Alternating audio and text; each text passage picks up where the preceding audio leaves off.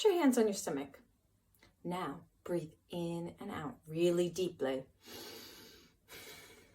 Did you feel the bones? That is your rib cage. Your rib cage is made up of 12 pairs of ribs. The job of these bones is to protect your heart and your lungs and your liver. Well, most of us have 12 pairs of ribs. Some of us have 11 and some of us have 13. The first 7 pairs of ribs connect to our spine and to a bone down the middle called our sternum. Following that, we have 4 to 5 sets of ribs that are attached to our spine but aren't attached to our sternum. They attach to the ribs above it using cartilage. And finally, at the bottom, we have what's called floating ribs. Floating ribs connect to our spine, but not to any of the ribs above or the sternum. This gives our rib cage room to expand and decrease as we breathe.